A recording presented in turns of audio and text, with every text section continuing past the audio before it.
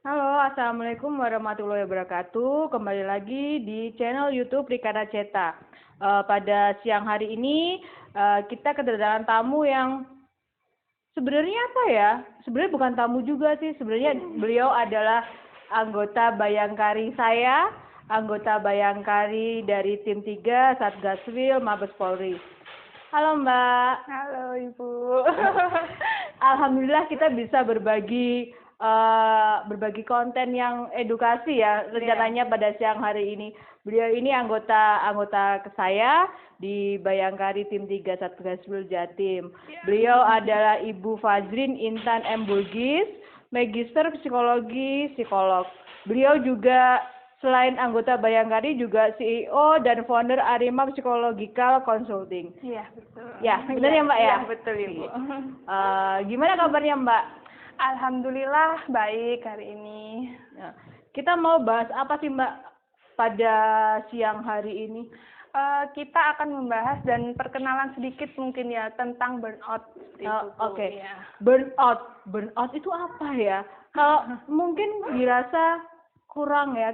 Saya aja juga baru tahu kok burnout itu. Oh ternyata ini. Tapi daripada teman-teman dari Rikana Ceta ini penasaran, kita akan jauh lebih ulas lagi tentang burnout ya Mbak ya. Iya boleh Ibu. Sebelumnya terima kasih Ibu Rita, saya sudah diberi kesempatan untuk berbagi ilmu di sini, bicara di sini. Kita juga sama-sama belajar gitu ya.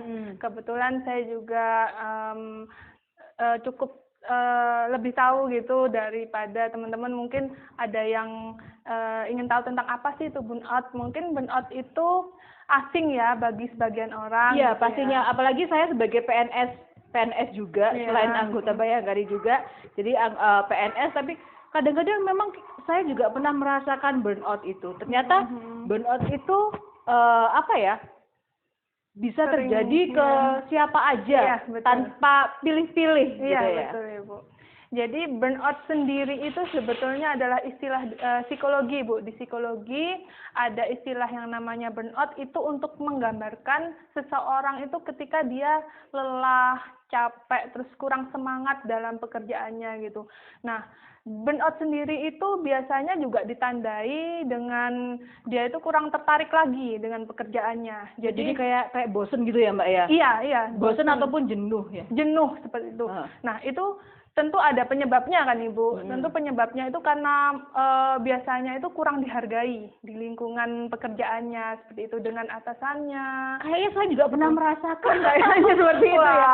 Kurang dihargain ataupun kayaknya terintimidasi ya. Itu seperti itu ya. Jadi seperti kita tuh tidak apa namanya, kayak kita tidak dihargai ya, ataupun dianggap biasa aja, atau sering dibandingkan dengan yang lainnya. Iya, gitu. bisa jadi seperti itu. Karena itu juga termasuk ke dalam apa ya, kayak lingkungan yang toksik kan Ibu, seperti itu. Gitu. Terus juga adanya load kerja yang di luar kemampuan seperti itu. Itu juga bisa seseorang itu akhirnya mengalami burnout begitu. Oh gitu Mbak. Jadi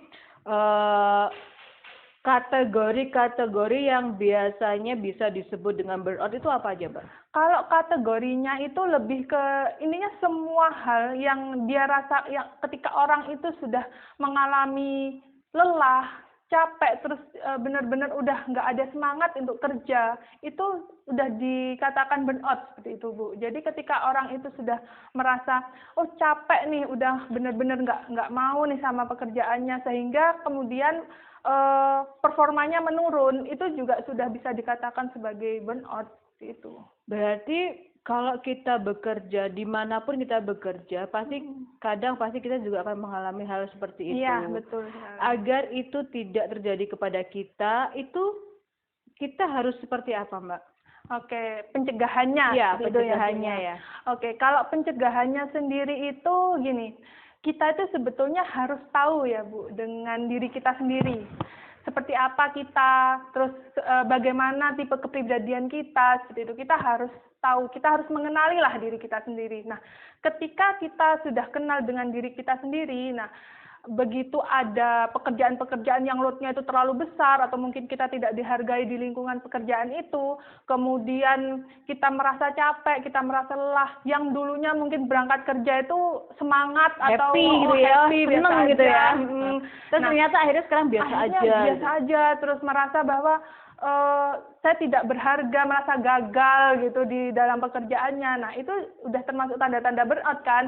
Nah, di situ untuk mencegahnya gimana sih? Yang pertama, mungkin kita bisa ingat-ingat lagi tujuan utama kita bekerja itu apa sih? Oh, Seperti kita itu. kembalikan lagi seperti Iya. apa sih sebenarnya niatnya kita bekerja Betul. itu apa? Iya, Seperti betul itu ya. seperti Ha. itu. Kemudian gini, orang itu ketika mengalami stres itu wajar, Ibu ya. Jadi stres itu sebetulnya wajar aja. Setiap orang pasti akan mengalami stres.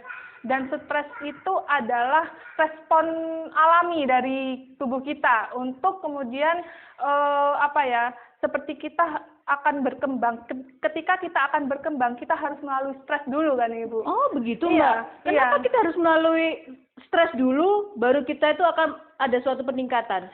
Karena gini, ketika kita ada tantangan, Oh, oke, baru oke. itu kan kita akan mengalami level up lah, intinya seperti itu. Jadi memang harus ada tantangan dulu yang membuat kita stres, kemudian kita harus oke, aku akan bisa gitu mengerjakan ini seperti itu. Oh, gitu. Katanya Oh. gitu.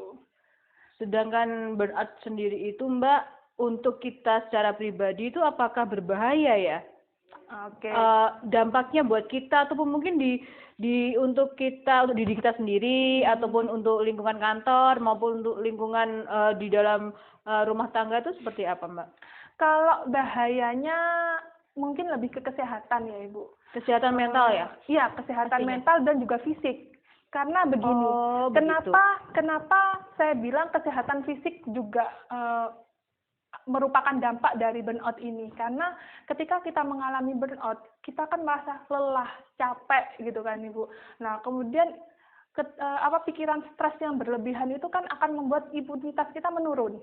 Oh, Nah, iya, gitu. iya, benar Nah, juga ya. iya. Jadi kalau kita stres, kita tidak bisa mengelola, kita menjadi lelah, akhirnya kita pasti imunitas kita Imunitas akan menurun. kita akan menurun, iya, ya. kita bayangkan saja ketika imunitas itu sudah turun, penyakit, virus itu kan gampang sekali masuk. Nah, seperti itu dampaknya lebih ke situ. Dan ketika burnout ini tidak diselesaikan dengan baik, Ibu, ini nantinya juga akan mengarah ke kesehatan mental gitu, ke gangguan mental seperti itu. gangguan mental. Kalau sih gangguan mental kalau di psikolog seperti apa ya? Kalau kita orang awam gangguan Iya. mental tuh orang-orang kadang-kadang berpikirannya udah terlalu jauh. Iya. Oh, orang ini depresi ataupun ini agak sedikit wah lah Iya. bahasa Jawanya Iya. kayak gitu ya. Jadi itu seperti apa, Mbak? Iya, jadi gangguan mental yang saya maksud di sini adalah depresi itu tadi. Jadi ketika burnout tidak diselesaikan dengan baik, tidak segera mendapatkan penanganan seperti itu, maka itu kalau dibiarkan itu akan menjadi depresi lama-kelamaan gitu. Udah bisa juga gangguan mental yang lainnya, mungkin halusinasi dan yang lainnya, itu tergantung Sampai seperti ketahanan. Iya, Ibu. Jadi memang harus butuh penanganan yang tepat seperti itu. Sebetulnya burnout ini tidak yang terlalu bahaya gitu, tapi kalau ini dibiarkan, intinya ditumpuk terus dialami Akumulasi ya. terus, iya.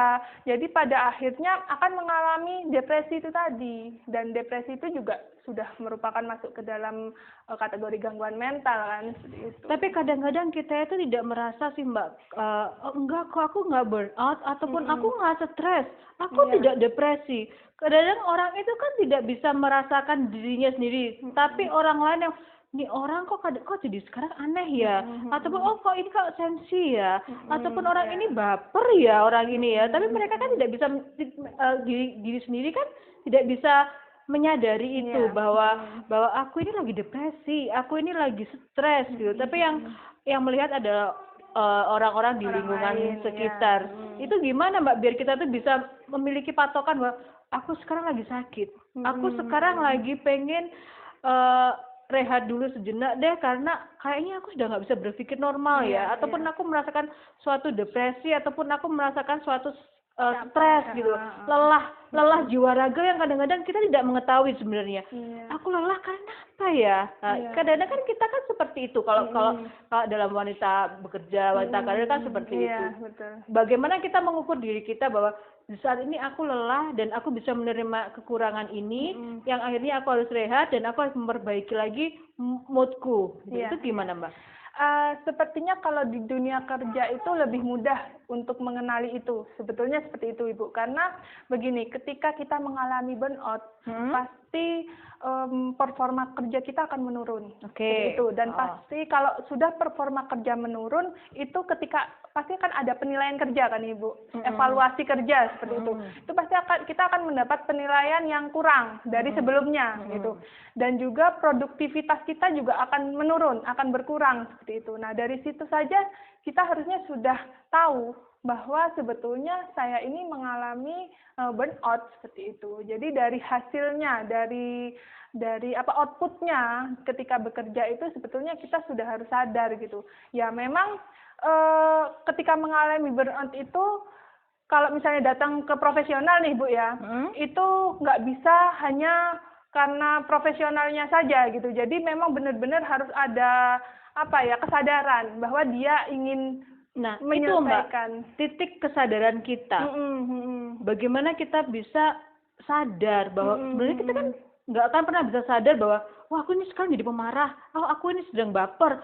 Itu kan nggak pernah sebenarnya. Nah, bagaimana kita bisa menguasai diri kita dan mengetahui bahwa oh iya, aku ini butuh konsul ke orang lain. Konsul tuh bukan berarti harus ke psikolog dan sebagainya. Atau mungkin kita sharing-sharing atau hal. Nah, ini loh Mbak, untuk menemukan titik ini bahwa aku ini butuh untuk rehat, pertolongan seperti itu. Gimana? Kalau seperti itu kita tidak bisa harus seperti apa seperti itu ya. Memang itu dari individunya, Ibu. Jadi kita juga orang lain pun juga tidak bisa mengingatkan. Kalau dari individunya saja dia tidak sadar, akan susah gitu. Dan itu tadi akan semakin menumpuk akhirnya gitu. Kalau dia tidak segera sadar gitu bahwa dia sebetulnya butuh pertolongan seperti itu. Kalau sudah oke, Mbak. Jadi kan aku udah sadar ya, aku burnout sekarang ya. Udah gitu aku datanglah ke psikolog gitu ya. Aku bercerita, aku begini A, B, C, D, E, F, G, bahwa aku nih malah tidak nyaman. Apakah itu butuh penanganan khusus atau terapi, tes atau bagaimana, atau kita harus sampai minum obat, Mbak, kalau kayak gitu tuh, Mbak? Biasanya itu dilihat dulu seberapa parah burnout yang dialami itu. Kalau misalnya masih di tahap awal, masih yang stres sudah tinggi tapi masih burnout yang baru-baru aja ini Bu, baru hanya merasa lelah, hanya merasa tidak tertarik gitu ya dengan pekerjaan, belum yang sampai gangguan-gangguan yang lainnya, itu bisa disarankan untuk istirahat, liburan, refreshing seperti itu. Zaman sekarang itu istilahnya healing. Healing, betul. Padahal healing itu sebenarnya apa sih? Aku juga nggak ngerti sebenarnya, Mbak. Healing. Tapi kadang-kadang healing itu malah menambah masalah karena apa? Pengeluaran semakin banyak, Mbak. Iya, betul. Iya, benar nggak? Tambah pusing ya. Jadi healing yang boleh kita lakukan secara sederhana, mungkin kita bisa berdiam diri di rumah, bersih-bersih, itu kan juga sudah memasak untuk anak ataupun siram-siram tanaman, itu kan sudah healing ya, Mbak. Iya, betul. Itu dari sisi psikologinya gimana? Karena orang-orang ini menganggap bahwa healing ini semuanya harus liburan, harus vacation kemana gitu loh. Padahal healing sendiri itu menurut psikologi itu gimana, Mbak? Tadi pasti berkaitan lah dengan burnout ini. Jadi untuk tipsnya untuk kita sebagai pekerja itu healing yang tepat. Kita yang minimalis, praktis, murah, meriah, tapi kita mendapatkan sehat mental. Itu gimana, Mbak? Mendapatkan output yang bagus gitu ya, Bu. Sebetulnya kalau bicara tentang healing itu sebetulnya bukan hanya liburan ya, Bu. Bukan hanya liburan ke suatu tempat gitu. Tapi healing itu juga kita harus mengenali kita itu tipe kepribadian yang seperti apa gitu. Ya. Jadi kita harus menyadari dulu diri sendiri. Iya. Kita tuh tipe yang seperti apa ya? Apa yang cocok buat kita gitu ya? Iya, begitu. Jadi kalau misalnya kita orang yang introvert, ya bisa saja healing hanya berdiam diri di dalam rumah, nonton film, istilahnya sekarang itu Kak ngedrakor lah Bu ya orang-orang. Oh iya ya, seperti staff saya sukanya ngeliat Iya, drakor ini Mbak. iya. Tapi saya sendiri nggak suka drakor gitu. Ya, itu untuk sebagian orang bisa Itu dipakai sudah buat untuk mereka healing. nyaman Iya, ya, dia udah betul. merasa nyaman, nyantai Iya. gitu ya. Karena sebetulnya tujuan healing sendiri adalah untuk merelaksasikan badan kita supaya kita itu fresh lagi gitu Bu. Jadi bukan kemudian tambah beban ya. Iya, biasanya kan karena pengertian orang-orang itu kebanyakan umumnya Iya. healing pasti di saat Sabtu Minggu healing pergi Pergi, ya. Udah gitu ya. kena macet, stres lagi. Nambah. Bayar hotel, iya, dan lain sebagainya. Itu malah pulang-pulang bukan Iya. kita dapat refresh ya, tapi malah kita menumpuk suatu permasalahan Iya, permasalahan baru. baru. Jadi Iya. lebih baiknya, lebih sederhananya healing adalah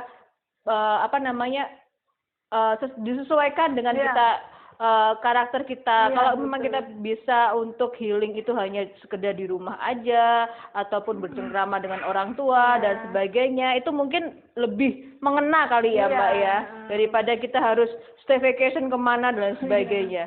Iya, tapi untuk beberapa orang juga untuk staycation itu juga bisa disebut healing kalau memang orangnya itu suka jalan-jalan seperti itu Bu. Jadi memang kita harus tahu ini batasan mana apa sih yang kita suka seperti itu. Kalau misalnya dia sukanya olahraga, ya seharian mau olahraga juga nggak masalah. Itu juga bentuk healing gitu. Ya, jadi yang patokannya sesuai dengan kepribadian kita, yang Iya, sesuai dengan apa yang kita inginkan ya, Betul bukan sekali. apa kata orang inginkan. Biasanya betul seperti sekali. itu Iya, ya. betul Ibu. Oke.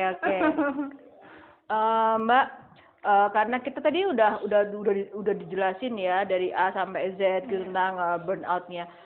Sekarang aku mau tanya, burnout dan depresi, apa sih bedanya?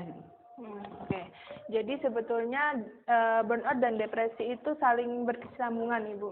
Jadi kalau burnout sendiri adalah penyebabnya tentang pekerjaan, tentang load kerja yang di luar kemampuan kita gitu. Itu depresi ya? Itu burnout. iya. Oh, oke. Tapi kalau depresi itu lebih luas. Jadi kalau ibaratnya gini, simpelnya burnout itu disebabkan karena pekerjaan. Tapi Pasti depresi, karena pekerjaan? Iya, pasti karena pekerjaan. Burnout pasti karena pekerjaan, Iya, betul. bukan dengan yang lain-lain. Bukan dengan yang Oke, lain gitu.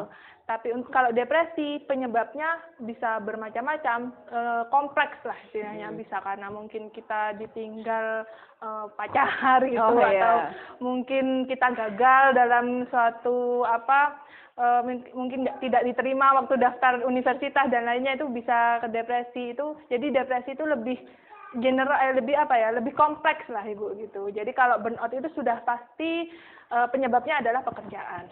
Jadi kita sebagai karyawan-karyawan ini yang bekerja di kantoran, baru kita harus tahu ya bahwa kita tuh sebenarnya kalau di kantor tuh bukan depresi loh, Nah, iya, bukan betul. stres ternyata, Iya. tapi burnout Iya. yang karena dari suatu pekerjaan kita. Iya. Itu seperti itu ya Iya. Mbak ya. Jadi aku aja baru tahu ini. Iya. Oh ternyata aku bukan lelahnya bukan karena depresi Bukan atau karena stres. depresi, iya. Berarti aku salah selama ini kalau memang aku stres pekerjaan. Ternyata salah itu ya. Iya. Ternyata itu adalah burnout-nya itu ya. Yang memang di setiap pekerjaan, setiap orang yang bekerja pasti juga akan mengalami itu, meskipun itu hanya tingkat kadarnya 1% atau berapa persen yang mungkin mereka tidak sadari itu bahwa dia itu sebenarnya udah burnout gitu ya, seperti itu ya. Jadi kalau bisa saya jelaskan sedikit alurnya Ibu. Alurnya itu begini.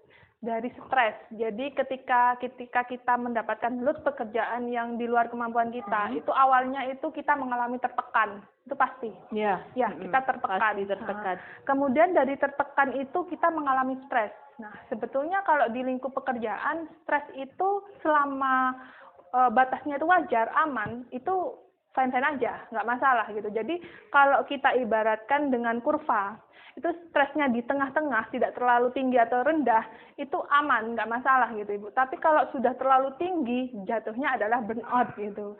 Nah, tapi ketika stres ini juga rendah, ini juga menimbulkan masalah ternyata Ibu gitu.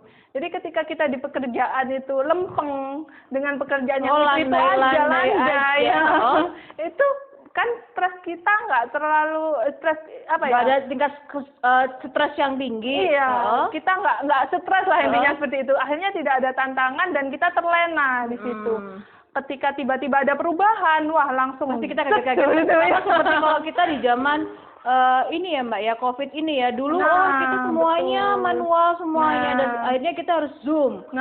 Itu waktu itu juga saya awal-awal juga masih ini bisa enggak ya gitu loh, karena itu pasti mempengaruhi kebiasaan kita juga Jadi kalau pekerjaan yang lempeng-lempeng aja, yang kita mau main aman aja, yang enak-enak aja, ternyata itu juga malah membuat masalah di kemudian hari ya, seperti itu ya. Iya betul. Oke. Nah dari stres yang tinggi tadi, kemudian kita mengalami burnout. Ketika burnout itu dibiarkan, tidak segera diatasi, nah itu tadi timbullah depresi, dan depresi inilah yang masuk kategori gangguan mental. Sedangkan burnout-nya ini belum masuk kategori gangguan mental seperti itu. Oke.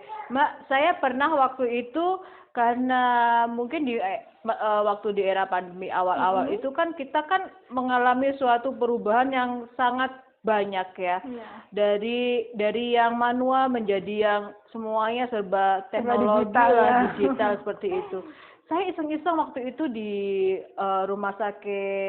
salah satu rumah sakit di Malang, saya tes kejiwaan.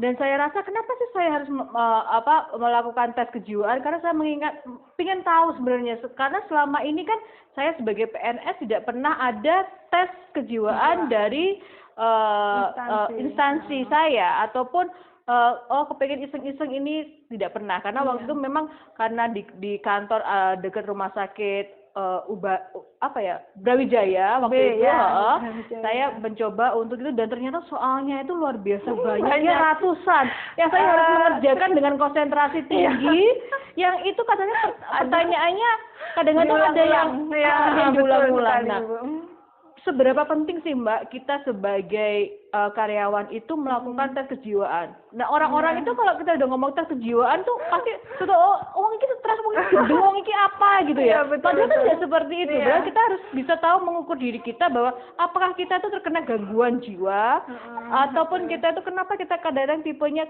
pemarah, tidak pemaaf, ataupun baper, ataupun sensi. Padahal itu kan kita butuh ya Mbak. Seberapa penting sih Mbak untuk kita melakukan suatu tes kejiwaan itu, karena itu kan ada grafiknya kalau nggak salah. Iya betul. Jadi kalau seberapa penting, sebetulnya sangat penting Ibu. Jadi ini saya juga berpesan ya kepada teman-teman semuanya juga ya, bahwa datang ke psikolog entah sekedar untuk konseling, untuk cerita, untuk mengutarakan unek-unek, atau sampai tes sekalipun, itu sebetulnya sangat penting gitu. Karena memang kesehatan mental ini tidak bisa kita rasakan otodidak gitu. Nggak kayak kesehatan fisik. Iya. Kalau fisik kan kelihatan ya Mbak. Aku capek di sini ataupun ini pasti ada langsung ketahuan. Tapi kalau untuk kejiwaan kan tidak ya. Kalau untuk kejiwaan, kalau untuk mental itu susah. Kita harus melalui banyak proses gitu untuk akhirnya psikolog atau psikiater itu memberikan kesimpulan bahwa kamu mengalami ini, seperti itu. Nah, makanya kenapa saya bilang itu sangat penting ya, sebagai upaya pencegahan Ibu. Sebagai upaya pencegahan, jangan sampai apa yang kita alami sekarang itu dipendam terus, kemudian pada akhirnya kita mengalami hal-hal yang lebih berat lagi seperti itu. Jadi nggak ada salahnya ketika kita, meskipun kita merasa baik-baik saja pun, ya kita untuk tes, untuk datang ke psikolog itu nggak ada salahnya seperti itu. Jadi istilahnya jangan tunggu sampai bermasalah gitu ya. Kan kalau orang-orang itu kan menganggap bahwa kita datang ke psikolog bahwa kita stres, kita tidak bisa menghadapi sendiri, mencari jalan keluar itu sendiri gitu ya. Padahal itu kan enggak ya. Kadang-kadang kan kalau anak saya pun dari kecil sampai sekarang itu selalu saya bawa ke psikolog juga kan, untuk sekedar konseling apa yang mereka rasakan. Itu sebenarnya itu butuh juga kan, sebenarnya baik gitu loh.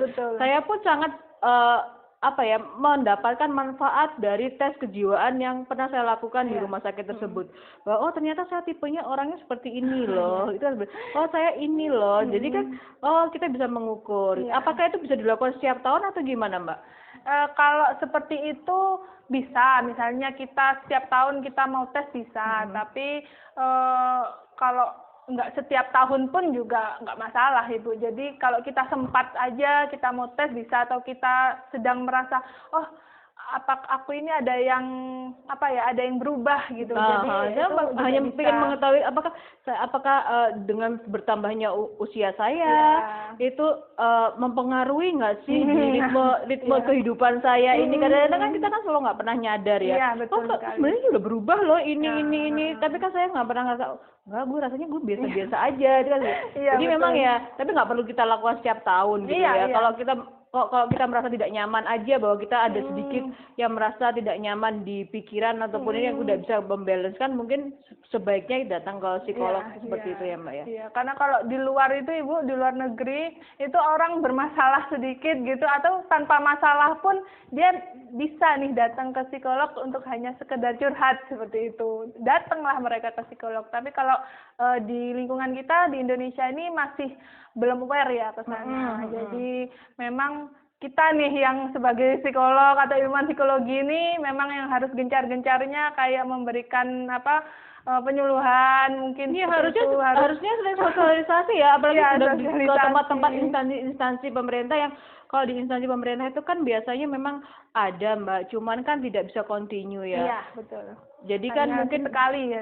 Hanya sekali aja mungkin waktu kita mau di Katpim ataupun tes PNS itu kan seperti itu. Jadi mungkin bolehlah kalau kayak Mbak gitu kan ada ini datang menawarkan, memberikan masukan kepada kami untuk kita penting loh pekerja itu untuk selalu bisa tes psikologinya tuh seperti apa, tes kejiwaannya tuh seperti apa. Saya rasa itu banget bermanfaat untuk kami. Ya, seperti itu. Semoga Ibu ya ke depannya. Karena sekarang juga psikologi sendiri juga sudah punya udah disahkan Ibu undang-undangnya seperti itu. Jadi ke depannya profesi ini mungkin akan lebih dikenal oleh masyarakat gitu pelan-pelan. Jadi kita juga pelan-pelan juga sudah kayak memunculkan diri gitu Ibu, bahwa datang ke profesional, ke psikolog itu penting untuk kesehatan mental kita. Penting gitu. Dan bukan berarti dia sakit. Iya, bukan berarti sakit. Bukan berarti dia sakit. Datang ke psikolog bukan berarti dia sakit. Betul tapi sekali. hanya untuk bisa sekedar sharing, mengeluarkan unek-uneknya, dan itu tidak perlu, nggak mesti harus berobat ataupun harus konseling. Kayak kita kalau di sekolah kan BK ya, Mbak. Ada BK, Belajar bimbingan konseling.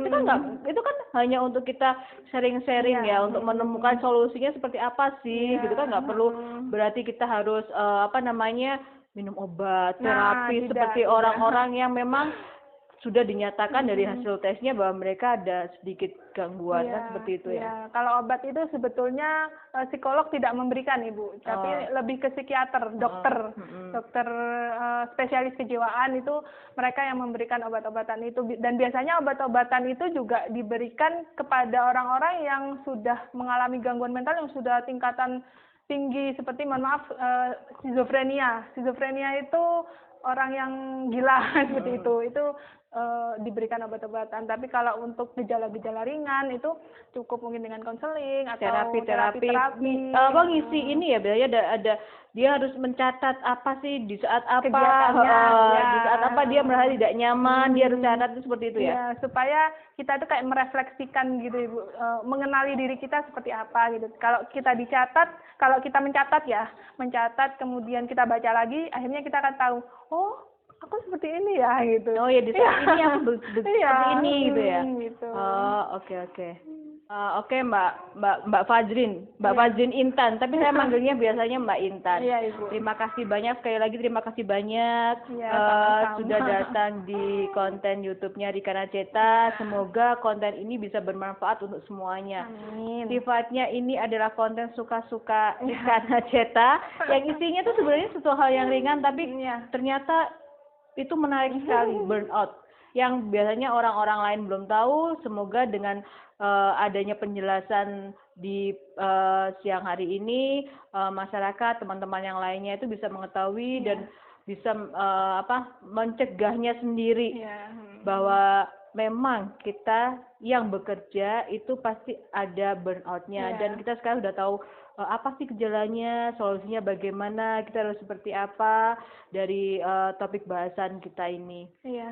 Terima kasih banyak untuk teman-teman di Kanaceta. Semoga konten edukasi siang hari ini bisa bermanfaat untuk kalian. Jangan lupa di like, subscribe, dan komen ya. Terima kasih. Assalamualaikum.